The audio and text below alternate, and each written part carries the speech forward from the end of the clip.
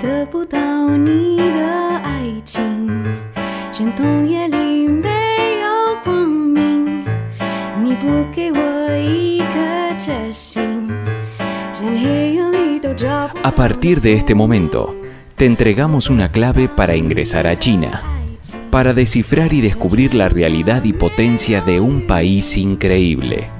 Clave China, mucho más que un programa radial, un viaje a un país, casi continente.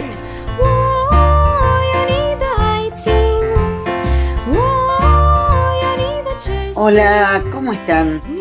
Comparto con ustedes el mundo que miro desde esta ventana, que es Clave China, y realmente no me gusta mucho, ni lo que veo, ni lo que leo, sobre todo cuando las palabras se han convertido en una suerte de gatillo fácil en las redes sociales.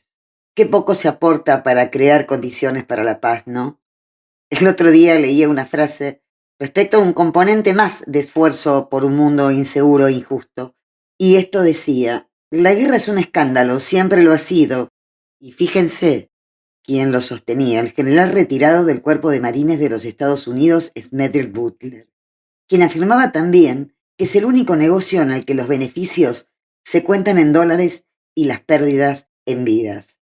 Prestemos atención a esta cifra. Según el Instituto Internacional de Estudios para la Paz, las 100 principales empresas fabricantes de armamento generaron en 2021 en conjunto más de 600.000 millones de dólares. Esto implica un incremento de casi el 2% con respecto al año anterior y en el 2022 un 4% respecto al último aumento. Los fabricantes estadounidenses siguen a la cabeza con casi la mitad de las ventas mundiales. A casi un poco más de un mes de la guerra de Israel-Hamás, ningún país, ningún organismo internacional ha logrado frenar el castigo colectivo con más de 10.000 gazaíes asesinados en respuesta al atentado terrorista de Hamás, que dejó también decenas de víctimas, mientras se encuentran secuestradas alrededor de 300. En tanto, ha quedado como una música de fondo la guerra OTAN-Ucrania-Rusia. Dejo esta ventana abierta para que no olvidemos nada más. Iniciamos nuestro programa con otra música, esa que abre caminos con menos machetazos. Hoy nuestra propuesta nos trae un encuentro con un caballero encantado desde la perspectiva china y con una disciplina, el Tai Chi, donde mente y cuerpo encuentran un punto de conexión o de fusión. Abrimos entonces camino a la música.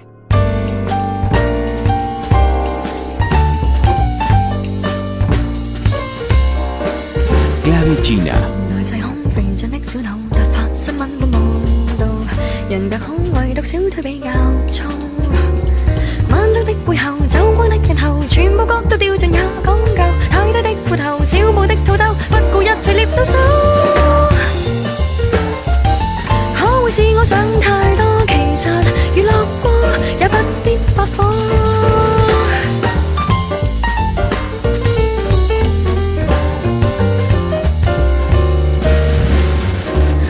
有空亦要追得到絕世出位的報導，誰拍拖誰又失身得太早，是非加串謀巧不必怕求，娛樂新聞怎會看得夠？每天都有仇，不理好與醜，真相虛構亦接收。誰在意他專不專心工作？只想知他揮不揮霍，會太 high 啲一不小心，背後啲不然不落。新鮮出版的週刊，太多激爆的炒作，要令到大眾都開卷快樂。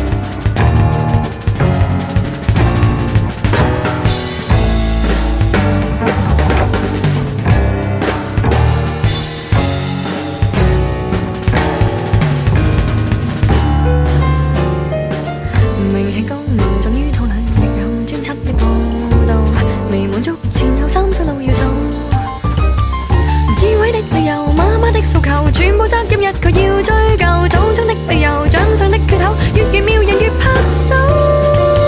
誰在意他專不專心？工作只想知他揮不揮霍，闊太嗨的一不小心，背後已不能停落。新鮮出版的週刊，太多激爆的炒作，要令到大眾都開卷快樂。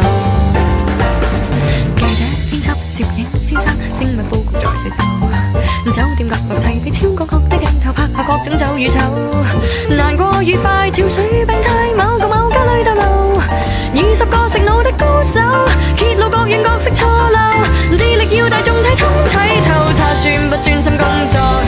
他今年揮不揮霍？他演不演出主角？每樣也是眾人娛樂。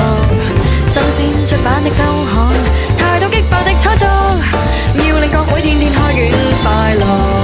鳴謝你尖酸抵死的中國，封面小姐的經過，抽絲剝繭力追溯，製造低消費娛樂。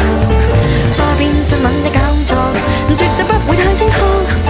要是你肯花錢當做有點消遣，切勿以太高深尺度量度。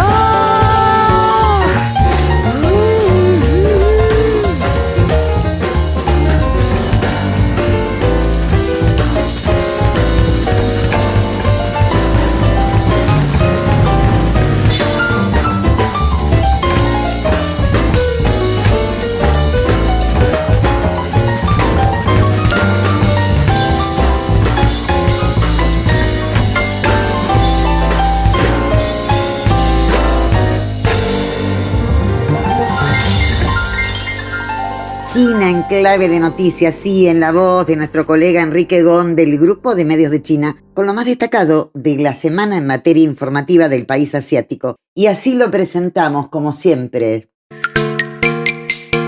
China en clave de noticias.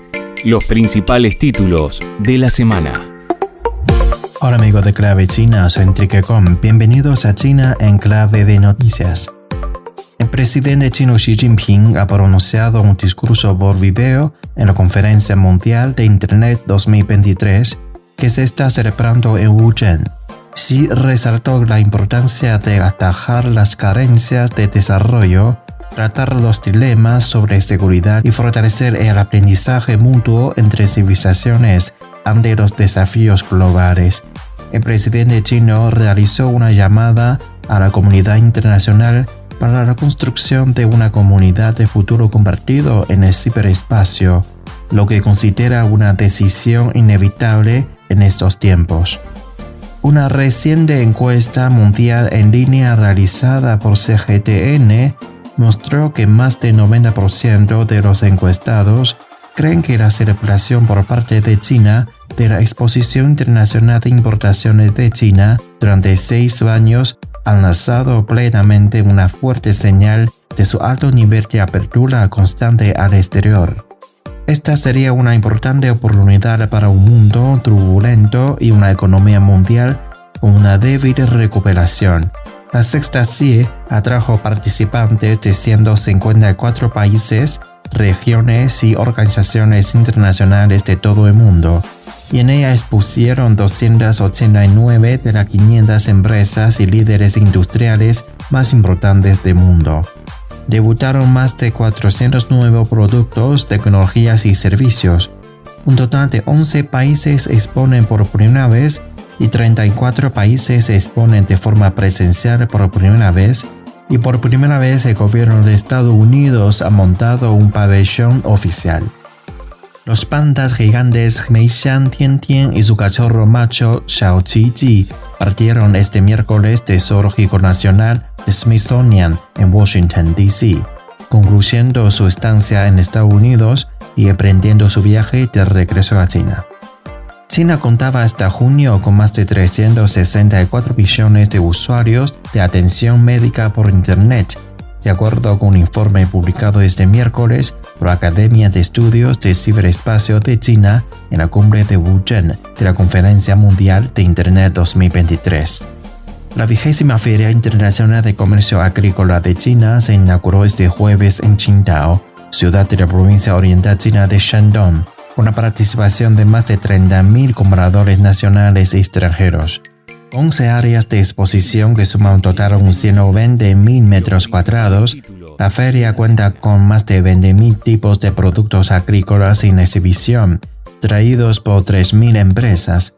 Los productos incluyen granos y aceite, frutas y verduras, ganado y aves de corral, y productos acuáticos, entre otros. El índice de precios al consumidor IPC de China, uno de los principales indicadores de la inflación, bajó un 0,2% interanual en octubre, informó este jueves el Buró Nacional de Estadísticas. Sobre una base mensual, el IPC bajó un 0,1% respecto al mes anterior, precisó la entidad.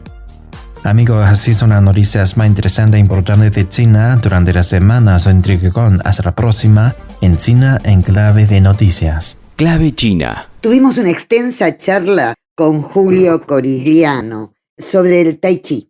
Hoy presentamos la primera parte de esta conversación y en el próximo programa, se los voy a recordar al final, seguiremos adentrándonos en este mundo donde arte, naturaleza, mente y cuerpo nos orientan hacia un camino de superación. Lo escuchamos. Clave China. Bueno, un gusto tener aquí con nosotros en Clave China a Julio Antonio Corigliano. ¿Quién es Julio Antonio Corigliano? Bueno, en principio licenciado en filosofía, graduado con diploma de honor en la Universidad de Buenos Aires, fuiste docente. Además has publicado, tengo entendido, muchos ensayos de filosofía sobre diferentes temáticas y cuentos. También has editado poemas y parece que sos muy prolífero en la poesía, un tema que te interesa. Y muy interesado en la cultura tradicional china, en especial en religión, tengo entendido, en el I Ching. Y ahora estás enseñando Tai Chi. Y es el tema que hemos elegido hoy en Clave China para que vos nos puedas contar de qué se trata esta disciplina que todos comentan que hace muy bien para la salud. ¿En qué se basa? ¿Cuál es su filosofía? Una práctica que estamos viendo bastante extendida, por lo menos en lo que yo veo en algunas plazas de Buenos Aires. Contame, Julio, ¿de qué se trata el Tai Chi? Bueno, mira, en principio te voy a contar cómo llego al Tai Chi, digamos, ¿no? Y después sí me voy a explayar sobre justamente la concepción que supone, toda la concepción que supone y la práctica que supone el Tai Chi. Hará unos 6 o 7 años, yo salía de un tema médico muy importante y justamente el médico me recomendó, para lo que sigue de la vida, como me dijo, algún tipo de ejercicio. Y bueno, a mí hacer ejercicios, siempre he hecho un poco de ejercicio, pero no, nada intenso. Y a partir de allí estuve buscando algo que me fuera más afín a lo que yo, en general, a lo que apunto. Y bueno, y hay dos vertientes en ese caso. Una de ellas es que desde muy joven yo practiqué meditación. Al comienzo con el Hatha Yoga, luego con el Zen, después con lo que se conoce como Vipassana y hoy en día se conoce más como mente plena, o sea, mindfulness. Esa era una vertiente, digamos, ¿no es cierto? Y la otra era que hace años, ya esto, mucho más años, tal vez unos 15 años atrás, en mis búsquedas filosóficas, y con el taoísmo filosófico, los grandes maestros del taoísmo filosófico, que son Lao Tse, Chuang Tse, Chuang Tzu, si querés, bueno, cómo se los nombra es otra historia. Pero, Julio, o sea que entraste a Tai Chi por la puerta de la filosofía. Entré por la puerta de la filosofía y de esas prácticas que yo te decía. La otra es, como te dije, la pata de la meditación. Entonces encontré algo y me acuerdo una cosa, una alumna hace pero miles de años, que bueno, ahora ya tiene como 50 y pico de años, me dijo en su momento, vos tenés que hacer yo estaba en ese momento haciendo Zen y me decía, ¿por qué no haces una meditación dinámica? Y bueno, me había quedado. Entonces eso, cuando vos tenés ahí en la cabecita palabras y todo, se fueron uniendo las prácticas, los conceptos y dije, voy a empezar a hacer Tai Chi. Y esto ya te digo, lleva más de 7 años y nada, es un mundo que me fue especialmente simpático en un sentido de afín, quiero decir, ¿no? Y productivo, me ayudó muchísimo en el aspecto, tal es así que mi médico cada vez que me felicita por la elección, dice, yo puedo dar cuenta de lo que bien que le hizo esa elección, me decía. Entonces comprobé comprobé en mí mismo el bienestar físico y psíquico y espiritual que supuso, y es una herramienta de investigación, te podría decir. Es una herramienta de crecimiento para conocerse a sí mismo. Es muy dúctil, como te digo, tiene un componente. Ahora vamos a hablar de las zonas que trabaja, ¿no? Tanto el cuerpo como te digo, la psiquis y aún otra como es la espiritual, que es la base del Tai Chi, es una herramienta espiritual. Bueno, entonces, como ya te lo digo, en un momento determinado tomé la decisión de decir, bueno, yo estoy acá en un pueblo chico donde esto no se practica, no es como en Buenos Aires, y un poco me alentaron otros, decir, mira, acá sería bueno. Bueno, me acerqué a un instituto de yoga, donde se practican diferentes formas del yoga, pero no había nadie que hiciera Tai Chi, y entonces, nada, les pareció bárbaro, y comencé hace 2 años y medio, 2 años y medio, y bueno, es muy gratificante, te puedo decir. No es que tenga muchos alumnos, te digo, no es muy conocido, no se ve gente en las plazas haciendo eso, y el yoga sí es muy conocido. Pero bueno, alcanza con tener 4, 5, ha habido 6 alumnos, en general voy por ahí, digamos, por una cantidad pequeñita, pero... Aclaremos, Julio, que vos vivís en Lobos. Por supuesto, sí, bueno. Digamos, para la gente que nos escucha, estamos hablando de un lugar que está bastante retirado, no sé cuántos kilómetros de Capital Federal. 120 kilómetros, 110, 120 kilómetros. Incluso no estoy exactamente en la ciudad de Lobos, sino que estoy en la laguna de Lobos, y acá es un pueblito de 2.000 habitantes, y específicamente en mi barrio debe haber 200 personas, más no, es menos que ese pueblito, porque estoy a 4 kilómetros del pueblito ese, como te digo, de 1.500 habitantes, 2.000 habitantes, más no, es una zona rural. Y bueno, nada, aparte el ambiente es muy natural. Yo vivo en un bosque y es una delicia hacer Tai Chi porque está relacionado íntimamente con la naturaleza, ¿no es cierto? ¿En qué sentido se da ese vínculo con la naturaleza?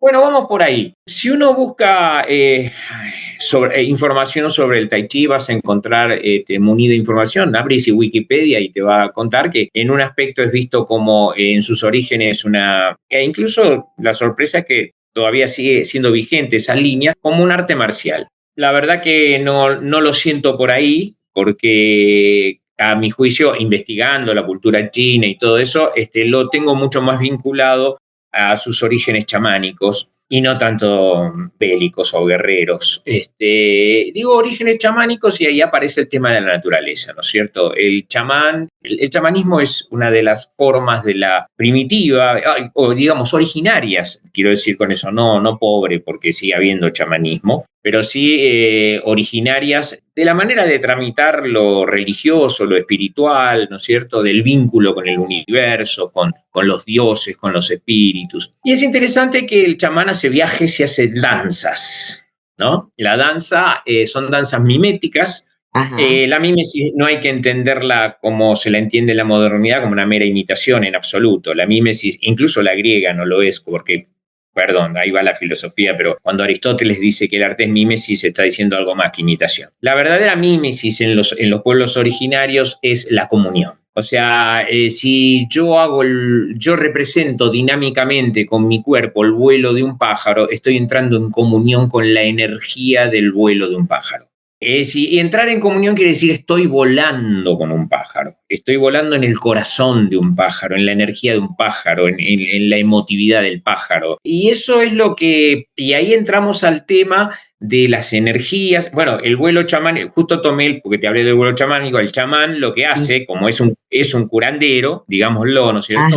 De ese modo, viaja a las regiones en donde, ahora me meto en la concepción, porque el taoísmo también tiene ese origen chamánico, hay mucho texto sobre eso, pero es una filosofía, es algo mucho más ya intelectualmente elaborado. Lo cual no quiere decir que sea mejor o peor, vuelvo a eso, es otra entrada.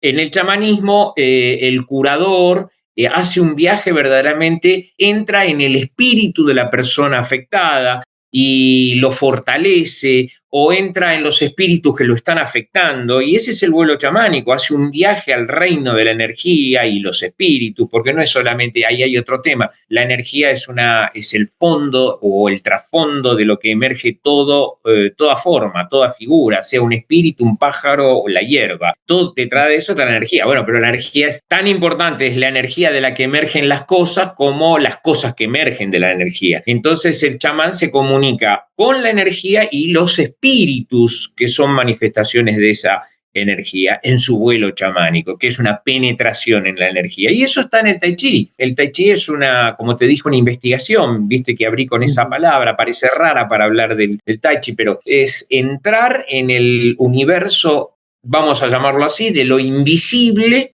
pero que tiene un poder, y hoy la teoría cuántica y todo eso que trabaja tanto eso acerca de cómo emerge en ese campo en las cosas, bueno, es más o menos una traducción, es muy parecido, digamos, por eso a veces se buscan esas afinidades. Yo no las he buscado, pero conozco, y es entrar en ese ámbito que te hace bien o te hace mal, digamos, porque es un universo de energías, es la totalidad de la energía, y buscar el registro. Ahí está el tema, buscar el registro exacto, y eso supone cierta sabiduría, cierta ya conexión y trabajo con lo que vos en este momento estás necesitando. Les recuerdo que en el próximo programa le daremos continuidad a nuestra charla con Julio Corigliano, sobre el Tai Chi. Atento entonces al próximo domingo y a las palabras de Julio sobre esta hermosa e interesante disciplina.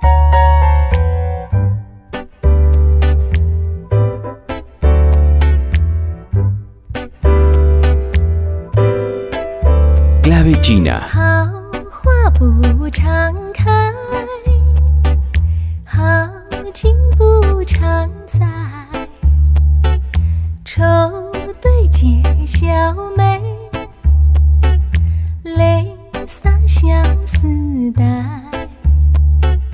今宵离别后，何日君再来？喝完了这杯清静点小菜，人生难得几回醉，不欢更何待？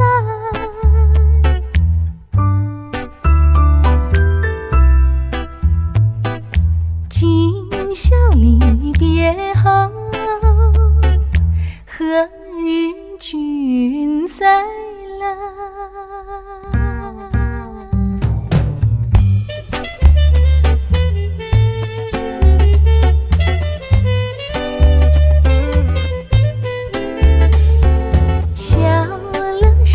中有春宵飘无在，寒鸦一抒情，明月照高台。今宵离别后，何日君再来？喝完了这杯清清点小菜，人生难得几回醉，不欢更何待？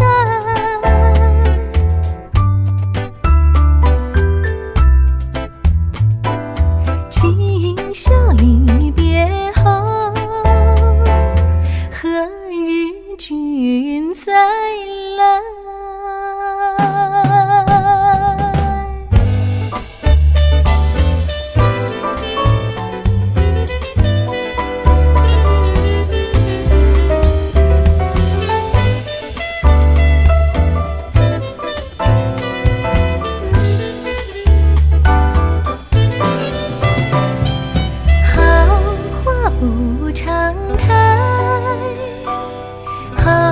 情不常在，愁对解笑眉，泪洒相思带。今宵离别后，何日君再来？喝完了这杯清清点小人生难得几回醉，不还更何待？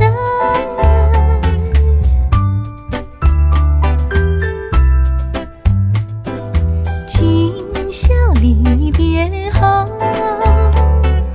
何日君再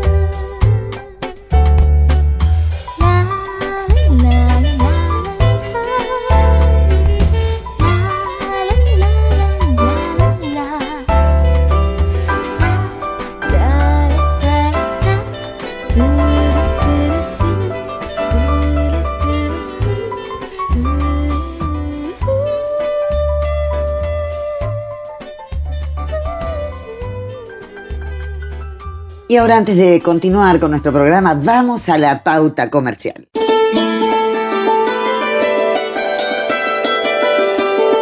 Clave China, una llave para abrir y descubrir el fascinante mundo que nos ofrece China en todas sus dimensiones. Conversamos con Diego García, que estudió filosofía y políticas públicas, es editor de Código y Frontera y pertenece al plantel de la editorial Mil Gotas, un proyecto que une a la República Popular China, su cultura, su literatura con el mundo hispanoparlante. Y con esta valija va y vuelve a tierras asiáticas. Y en esta valija también nos trae al Caballero Encantado, la versión propia en chino de Don Quijote de la Mancha, ahora en español.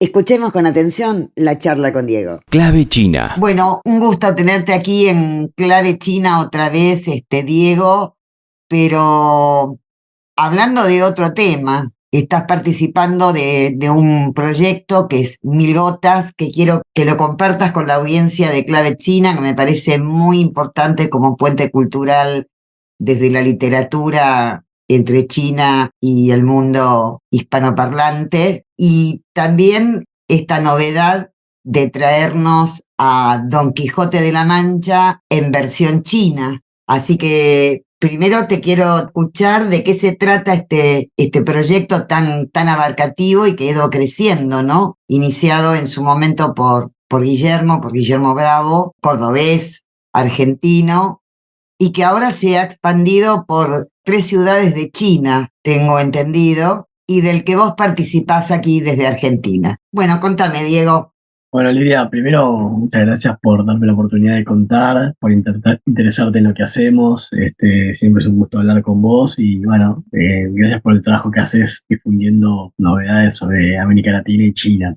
Todo lo que dijiste es muy preciso y, efectivamente, Mil Gotas es un proyecto que viene creciendo desde 2012. Empezó en China como un canal de venta de libros en castellano, un canal online de venta de libros en castellano, y bueno, como eso creció, anduvo bien, y hubo interés, y hubo demanda en esos libros en castellano, finalmente Guillermo Bravo, su fundador, cordobés, licenciado en letras, con una maestría en estudios chinos en Francia, decide abrir un local físico, y su primer local físico es dentro del Instituto Cervantes, que bueno, fue muy generoso con Guillermo y el local, y era una locación excepcional porque ahí había, además de muchísimos estudiantes chinos de español, también era una referencia para el público hispanoparlante porque había actividad cultural. Entonces, de alguna manera, la oferta o la presencia de Mil Gotas en una librería que vende libros en español se sumaba a esa oferta cultural y eran públicos que mutuamente se potenciaban. Con el tiempo, el local en Beijing, que era un local muy pequeñito, pero muy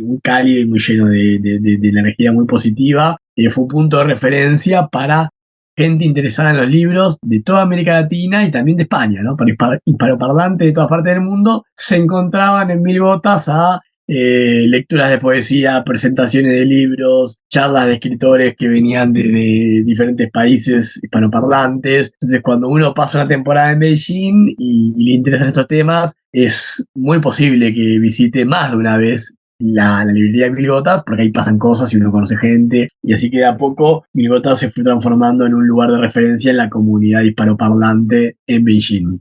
Como dijiste, hoy tenemos librerías en 3 ciudades, en Beijing, en Shanghai y en Chongqing. La librería de Beijing se mudó del Distrito Cervantes a un shopping en el Distrito Artístico de Beijing. La librería de Shanghai es un espacio dentro de una librería en el Distrito Cervantes de Shanghai. Y en Chongqing tenemos 2 locales, uno específicamente de libros, una librería propiamente dicha, dentro del Dimensions Art Center de Chongqing, que es un centro cultural, y un segundo local más orientado tal vez a el merchandising sobre América Latina. Hay otro tipo de objetos, de papelería, de pequeños adornos, eventualmente alguna remera, que también eso tiene que ver con la transformación de las librerías en China, que son, muchas ya no venden, sobre todo las grandes, no venden solamente libros, sino también venden un espectro más amplio. Bueno, como acá, Diego, también, ¿no? Sí, como acá, me parece que ahí van más a fondo, ¿no? Como Ajá. que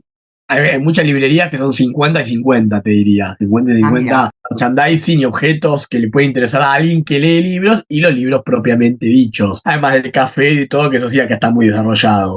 Pasan a ser como de negocios de libros a negocios para gente que le gustan los libros o lo que hay adentro de los libros. Entonces, bueno, Bigotas, en la manera que podemos, vamos adaptándonos a esa tendencia allá. Bueno, y esta es la historia de la librería o de las librerías allá en China. Al calor de esa historia fue creciendo un proyecto editorial para hablar del público hispanoparlante, ¿no? Lo que hace Mil Gotas es hablarle fundamentalmente a chinos y a hispanoparlantes en China sobre América Latina.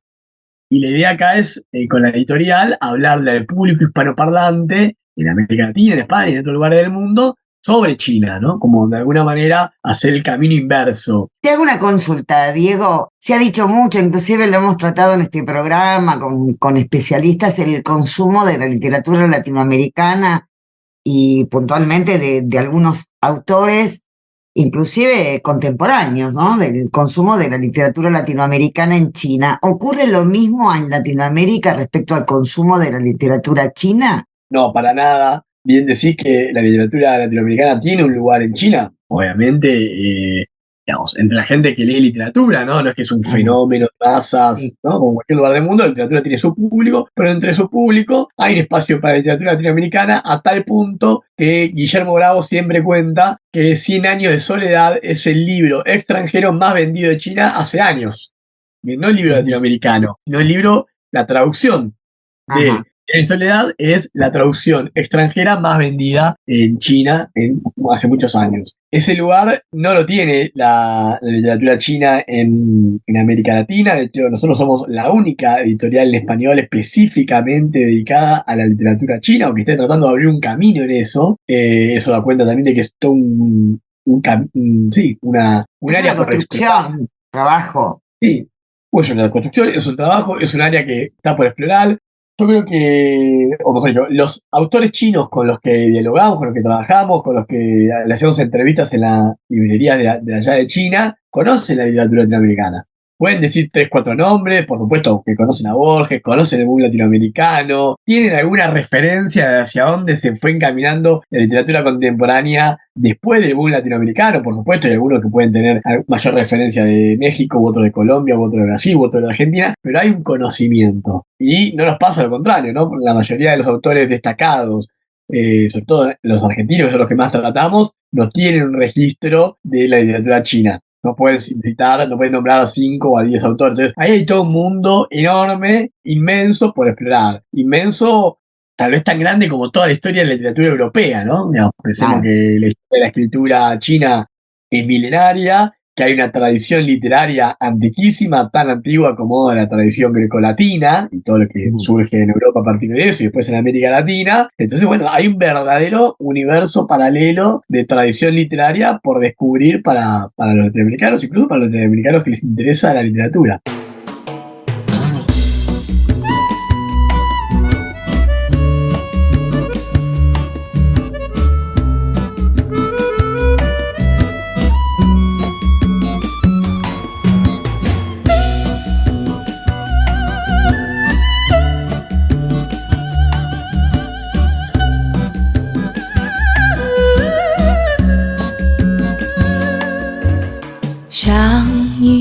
阵细雨洒落我心底，那感觉如此神秘。我不禁抬起头看着你，而你并不留痕迹。虽然不言不语，叫人难忘记。那是你的眼神，明亮又美丽，有晴天地，我满心欢喜。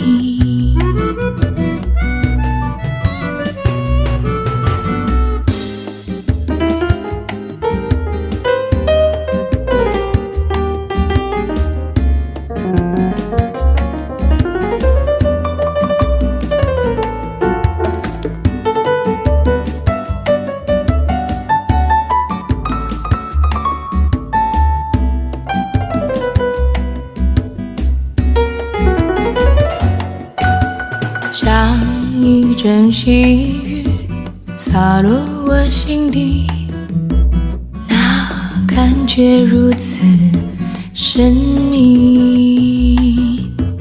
我不禁抬起头看着你，而你并不留痕迹。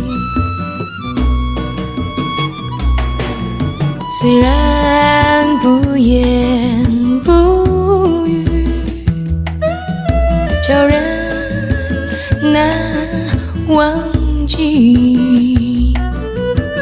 那是你的眼神，明亮又美丽，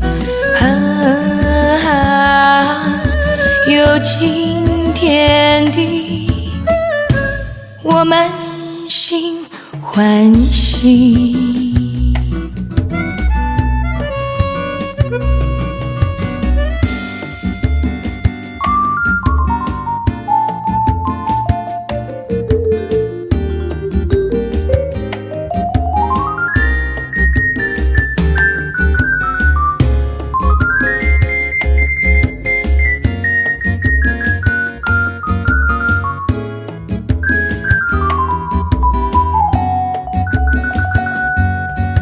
虽然不言不语，叫人难忘记。那是你的眼神，明亮又美丽，有情。 Seguimos dialogando con Diego García, integrante del plantel de la editorial Mil Gotas, que, como les comenté, integra el mundo de la literatura entre la República Popular China y Latinoamérica. Y esto nos decía sobre una obra ya traducida hace muchos años que nosotros conocemos mucho, que es Don Quijote de la Mancha, de Miguel Cervantes Saavedra. Ahora, Diego, están ustedes lanzando la traducción al español de una versión de Don Quijote de la Mancha traducida hace muchísimos años por un chino que no sabía español y que parece que contó con un ayudante que le leyó Don Quijote de la Mancha en 3 versiones inglesas. Es lo que leí. Me pareció, digamos, de un hallazgo. Y aparte muy interesante la iniciativa de Mil Gotas de publicar esta versión, ¿no? Bajo el nombre de El Caballero Encantado.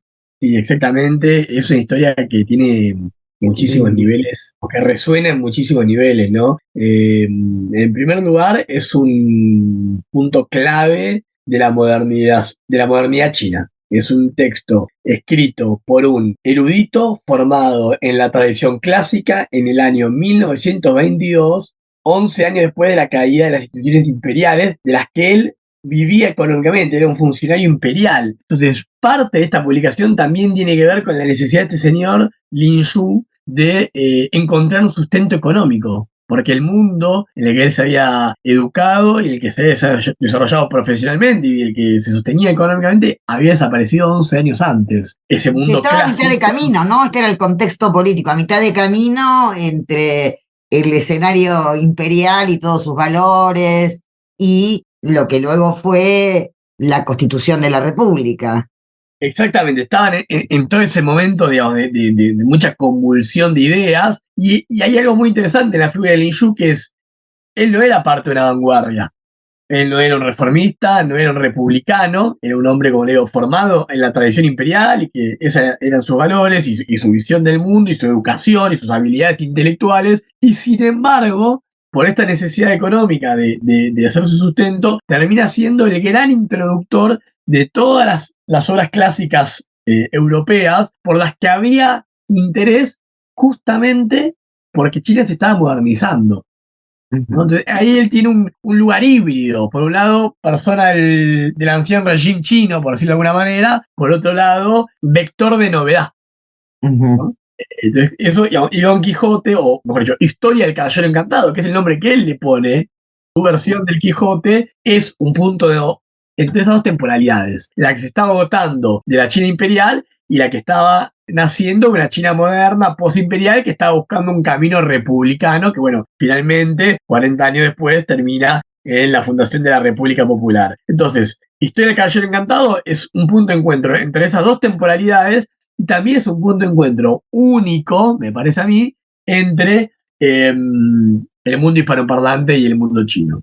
Y el trabajo de la traductora Alicia Relinque es extraordinario porque con su introducción y con un aparato crítico de notas muy frondoso, nos permite ver de qué manera lo chino y lo español están engarzados en ese texto. Porque solamente si uno leyera el texto de Historia del Caballero Encantado, si conoce el Quijote lo va a encontrar. De hecho, lo va a encontrar párrafo por párrafo y tal vez le cuesta advertir lo chino. Ajá. Sobre todo si uno no se conoce de memoria Quijote o no conoce al dedillo la tradición literaria y simbólica china. Bueno, las notas de la traductora son puertitas y ventanas. Acá hay una novedad introducida por Lin Yu. Entonces, desde ese lugar es un punto de encuentro de dos tradiciones verdaderamente singular. Ahora, este sincretismo literario crea una obra inédita. Sí, es una obra diferente. A ver, es curioso también, es difícil hablar de esta obra, porque por un lado, el Quijote está ahí párrafo por párrafo. Ajá. Literalmente párrafo por párrafo está ahí. Pero por otro lado, hay cosas que están descritas o conceptualizadas de manera diferente, porque como vos dijiste, Lin Yu no sabía español, no se lo leen del español, se lo leen de una traducción inglesa, y tampoco había conocido Europa. Entonces, había cosas que el hombre se estaba imaginando. Entonces, hoy, Historia del Caballero Encantado circula en China casi como una obra autónoma, que por supuesto todos los que la leen conocen que fue la primera traducción de Don Quijote de la Mancha. Pero es tal vez más preciso hablar de adaptación. Aunque esté párrafo por párrafo, hay cosas que están de alguna manera reversionadas por Lin Yu. Decime, Diego, por supuesto todavía no accedí al libro, me encantaría leerlo. Si uno quiere comprar el libro, ¿a dónde se dirige? ¿Va a estar en las librerías argentinas? En las librerías. Está en la librería, nosotros no lo vendemos directamente, así que lo pueden encontrar en la librería, lo pueden encontrar en los medios digitales, en las páginas web de la librería o en Mercado Libre. Hay librerías en todo el país que lo tienen. Si no está en tu ciudad, seguramente puedas encontrar alguna librería en alguna ciudad cercana que te lo envíe. Y estamos también tratando de que llegue a otros países, porque es una obra que va a tener un impacto, me parece, en todos los lectores de los hispanoparlantes. Porque además convergen, diría, 3 tipos de intereses. El interés en el siglo de oro español, los que gustan de esa literatura y la historia de Quijote. Por supuesto, el interés de los que nos interesa el contacto con China. Y también, para los argentinos o para todos los lectores de Borges en el mundo, esto tiene una resonancia borgiana de Pierre Menard que es inmediata, ¿no? Todo lo que nos da la historia, inmediatamente las comparaciones surge, bueno, pero esto parece Pierre Menard. Bueno, efectivamente tiene algo de eso también. Diego, vos venís del campo de la filosofía. Lo que dejó Don Quijote de la Mancha, ¿no? que era así las reflexiones de Don Quijote, ese caballero que termina admitiendo que no hay héroes, que él no se siente un héroe y que no hay héroes en este mundo. Y también plantea interrogantes que tienen un valor contemporáneo, ¿no? Esto de que si el mundo nos transforma a nosotros o nosotros podemos transformar el mundo. Vos, desde esa perspectiva filosófica, a este caballero encantado, ¿le encontrás el mismo camino de reflexión?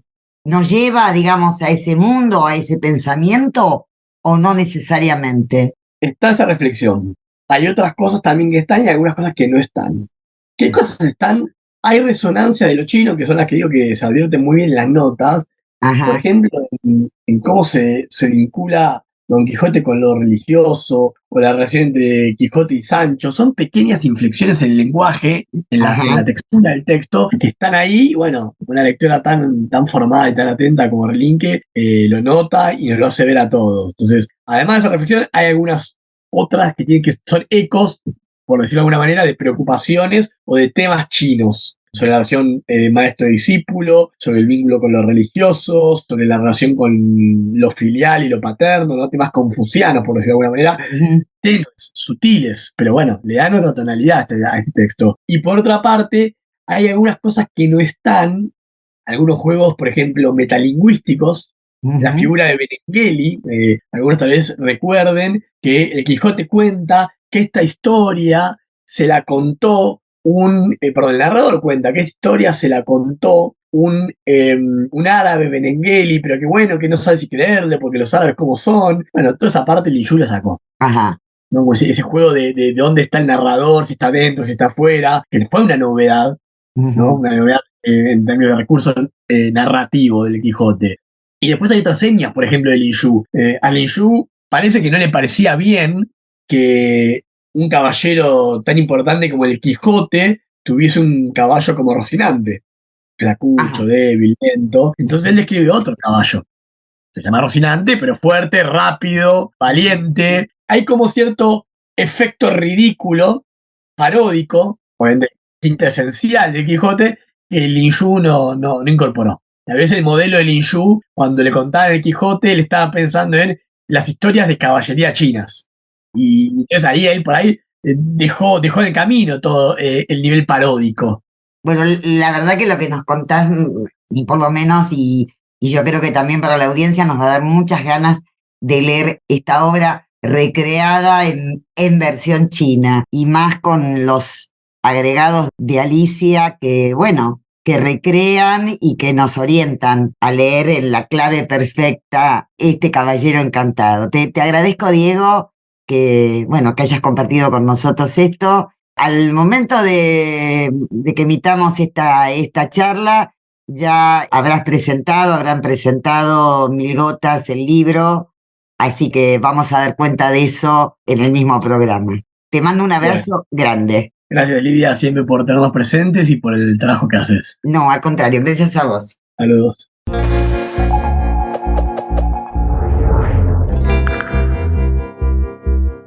Clave China.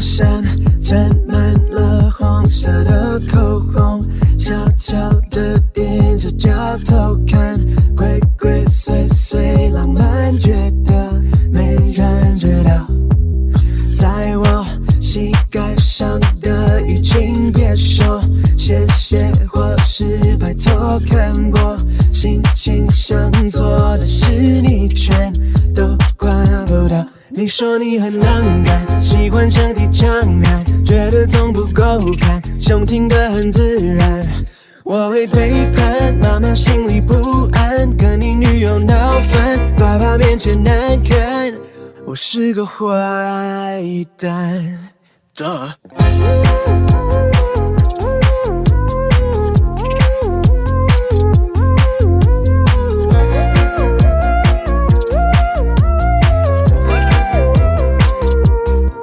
So you're a tough guy, like a really rough guy. Just can't get enough guy, just always so puffed guy.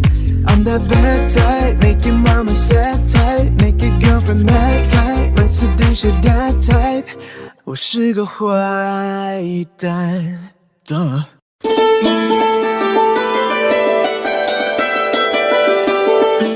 Clave China. No dejen de sintonizar la R770 a las 18 horas. Va a tener lugar, como ustedes saben, el debate presidencial camino a las elecciones, al balotaje del domingo 19. Esto ha generado expectativas en sectores indecisos de la sociedad, quienes de acuerdo a las consultoras definirán su voto a último momento, y una de sus referencias parece ser o se define su voto en este punto en el que se encuentra el debate presidencial. Los esperamos el próximo domingo. 给我一个吻，可以不可以？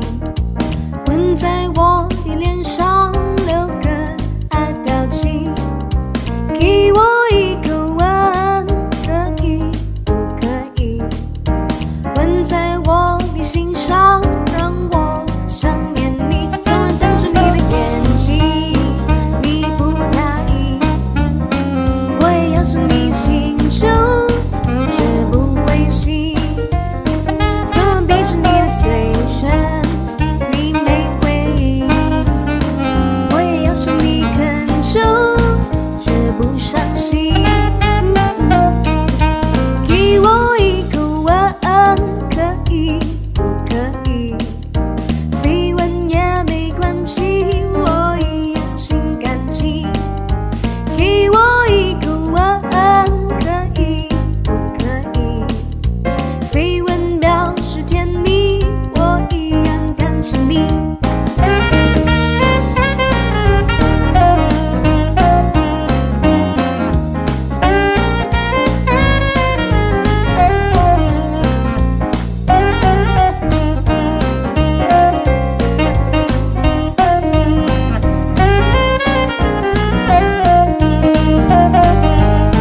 昨晚瞪着你的眼睛，你不答应，我也要是你心中，绝不灰心。昨晚闭着你的嘴唇，你没回应，我也要是你恳求，绝不伤心，我不伤心。给我一个吻，可以不可以？飞吻也没关系，我一样心甘情。给我一个吻，可以不可以？飞吻表示甜蜜，我一样感情你，我一样感情你，我一样感情你。